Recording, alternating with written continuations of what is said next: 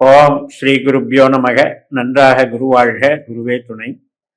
பரபிரம்ம ருத்ரகாயத்ரி ஞானஸ்தலத்தின் நண்பர்களுக்கு வணக்கங்களும் வாழ்த்துக்களும். இந்த வருடத்தினுடைய முடிவாக 13 நாட்களாக இந்த பதிவில் 12 லக்னத்துக்கும் பலன் பார்க்க போகிறோம். அதில் இந்த பதிவில் மேஷ லக்னத்துக்கு பார்க்க இருக்கோம். அதாவது டிசம்பர் 19 முதல் டிசம்பர் 31 வரை. டிசம்பர் 19 கேட்டை நட்சத்திரம், 8ஆம் இடத்துல சந்திரன், புதனுடைய நட்சத்திரம். புதனும் 8லயே இருக்காரு, சனியோட நட்சத்திரத்துல இருக்காரு, குருவோட உபநட்சத்திரத்துல இருக்காரு. அதனால கொஞ்சம் ஹார்டு ஒர்க் பண்ண வேண்டிய நாளாக இது இருக்கும். பொதுவாக 8ல் சந்திரன் அப்படின்னாலே அலைச்சல் தெரிச்சல், ஒரு மாதிரி மனம் இறுக்கமாக இருக்கும். அந்த மாதிரி பார்த்துக்கணும். புது காரியங்களை தவிர்த்துக்கணும். பிரயாணங்களில் கவனமாக இருக்கும். டிசம்பர் 20ஆம் தேதி சனிக்கிழமை, மூல நட்சத்திரம், 9ஆம் இடமான தனுசு ராசியில் சந்திரன் கேதுனுடைய நட்சத்திரத்தில் பயணிக்கிறாரு. கேது 5ஆம் இடத்துல சுக்கரனுடைய நட்சத்திரத்திலையும் செவ்வாயினுடைய உபநட்சத்திரத்திலையும் பயணிக்கிறதுனால இன்றைக்கு அருள் நாளாக இருக்கும். ஞானகாரகன் கேது, தெய்வ அனுகூலம் கிடைக்கும்.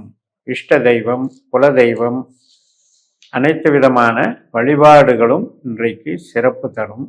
அதே போல உறவு சார்ந்த நன்மைகள் ஏற்படும். மறுநாள் டிசம்பர் 21 ஞாயிற்றுக்கிழமை, பூராடம் நட்சத்திரம், சுக்கரனுடைய நட்சத்திரம். சுக்கரன் கேதுவனுடைய நட்சத்திரத்துக்கு தனுசு ராசியில சுக்கரனுடைய உபநட்சத்திரத்திலேயே இருக்கிறதுனால 9ல் சுக்கரன், 5ல் கேது அருள் நாளாக இன்றைக்கும் இருக்கும்.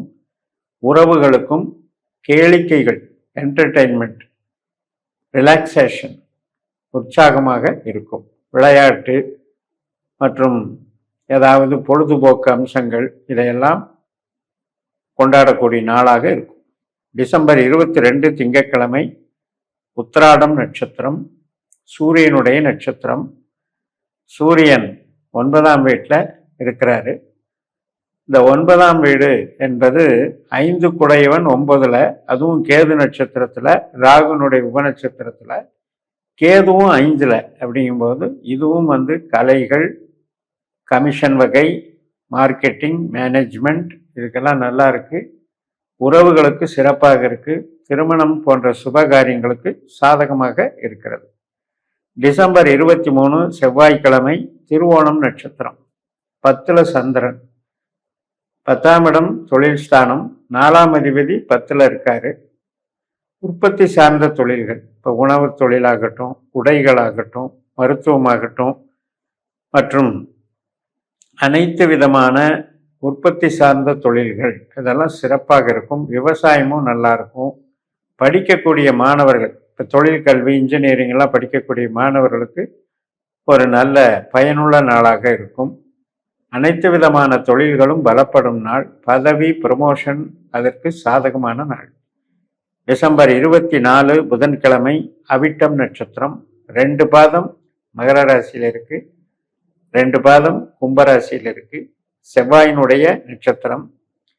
செவ்வாய் கேதுனுடைய நட்சத்திரத்துல, தனுசு ராசியில, புதனுடைய உபநட்சத்திரத்துல இருக்காரு.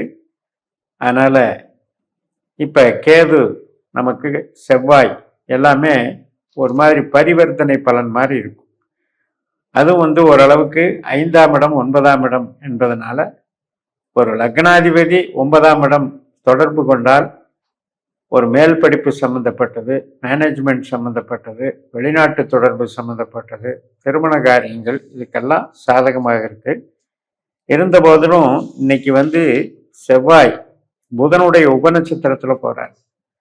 அதனால புதன் நமக்கு கொஞ்சம் வேலை அலைச்சல் அல்லது பகை, நோய், கடன் இது சார்ந்த சில விஷயங்கள்லையும் கவனமா இருக்கணும்.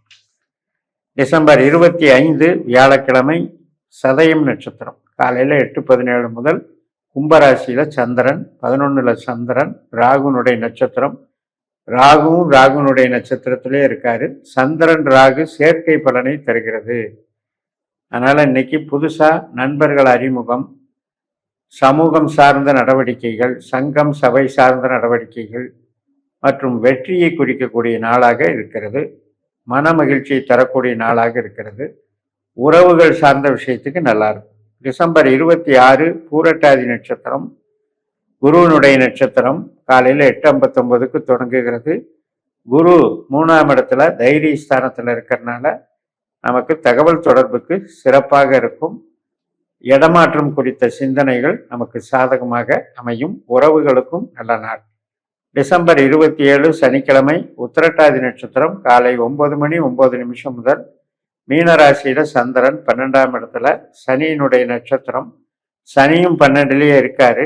ஆனாலும் கூட சுப செலவுகளாக நமக்கு செய்வார். சுப பிரயாணங்கள், திடீர் பிரயாணங்களை ஏற்படுத்தி கொடுப்பார். டிசம்பர் 28 ஞாயிற்றுக்கிழமை காலை 8:42 முதல் ரேவதி நட்சத்திரம், புதனுடைய நட்சத்திரம். புதனுடைய நட்சத்திரத்திலே 8ஆம் இடத்துல இருக்காரு. அதனால இன்னைக்கு கொஞ்சம் கவனமா இருக்கணும். வாகனங்கள், உணவு பழக்க வழக்கங்கள், தனியா டிரைவ் பண்றது எல்லாமே ஜாக்கிரதையாக இருக்கணும். உழைப்புக்கு ஏற்ற நாள் தான். ஆனால் கடன் சார்ந்த பிரச்சனையில் இருப்பவருக்கு சற்று கடினமான நாளாக இருக்கும்.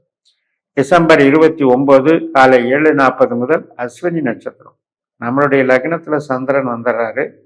அஸ்வினிங்கிறது கேதுனுடைய நட்சத்திரம். நமக்கு 5ஆம் இடமான சிம்ம ராசியில கேது சுக்கரனுடைய நட்சத்திரத்துல பலன் தர்றாரு. அப்ப இது ஓரளவுக்கு நமக்கு பலம். சுக்கிரனும் கேதுவும் பரிவர்த்தனை பலன் தரும். அதனால பண வரவுக்கும் மற்றும் பூர்வீகம் சார்ந்த நடவடிக்கைகள், வழிபாடுகளுக்கும் சிறப்பாக இருக்கும். டிசம்பர் 30 செவ்வாய்க்கிழமை காலையில் 6:03 பரணி நட்சத்திரம்.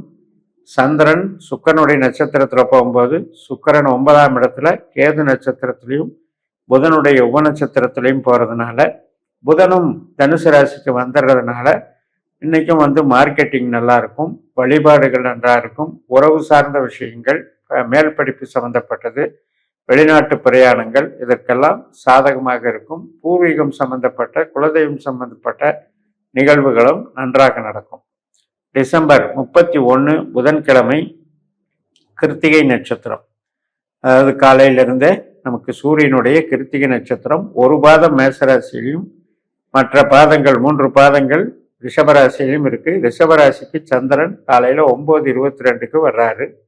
சூரியன் பூராட நட்சத்திரமான சுக்கிரனுடைய நட்சத்திரத்துக்கு இருக்கிறதுனால, சுக்கிரனும் அங்கேயே இருக்கிறதுனால மிகச்சிறப்பான நாள். சூரியன் சுக்கிரன் சேர்க்கை பலனை தரும்.